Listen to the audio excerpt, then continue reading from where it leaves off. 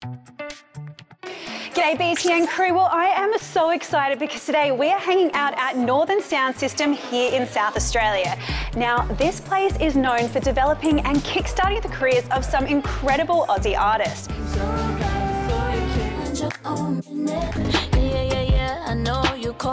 And today we're having a chat to a young artist who is on the way to joining these famous graduates. It's so hard not to love you.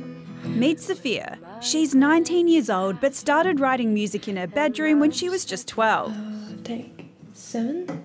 I'm a Filipino Singer Songwriter. I don't really write Filipino music, but I write a lot about my experiences and currently my high school life, which ended 2 years ago. But yeah, that's me. But you're someone I really didn't start writing till I was about year 8. It wasn't that serious. It was more of a very angsty moment in my life. But then I kind of realized by year 11 that, you know, this is the kind of thing that I want to do. So I started writing a bit more, discovering my life a bit more. Each other behind.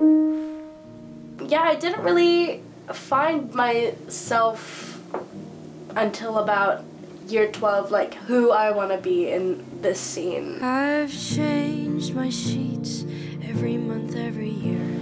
The main person who got me into music was my granddad, so he's really like the key person who pushed me to do songwriting and just releasing my stuff into the world. Yeah, I don't know. Music was just ingrained in us, and it's in our genes. My mom and my uncles would be involved in like bands over time. You should know there's beautiful girls all over the world. So that's kind of where I got it from, but definitely my granddad, because he was the most creative of them all. Oh, that's beautiful. You mentioned you write a lot of your songs. Talk us through the process. Is it something that you do in one day, or is it over the course of a few months or a couple of years where you get ideas? I know that's such an open-ended question, but for your experience, tell us what it's like being a songwriter. I mean, it's very hit and miss. Sometimes I write a line and then just leave it there in my notes. It's gonna rot in there. But sometimes when I'm really feeling it, I just cough up an entire song in a minute. I still listen to your songs, trying to read between the lines. I think the biggest challenge was being true to myself and my art, because nowadays you're kind of forced into all this, the TikTokification of music, and then you're kind of expected to fit in a box, and that's really hard for me. I like a good trauma dump and just a good yap session when I write my music. Last year, she was selected for the WOMADelaide and Northern Sound System Academy Music Development Program.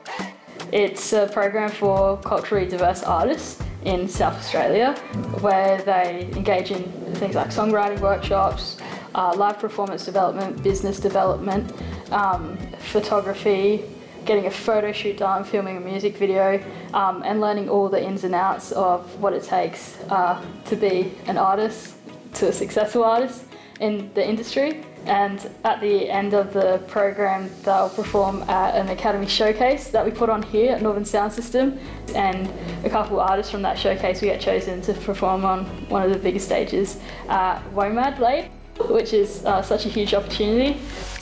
And this year, Sofia was one of those artists chosen to perform at WOMAD. I told my mom, and then I told my partner, and everyone's freaking out. Oh my God, you're playing WOMAD! And well, I'm wearing a really nice skirt, and then a camisa, which is like a traditional Filipino women's top, and it's pink. It's really important that I did that because I want to represent my people some way, somehow, which is always nice.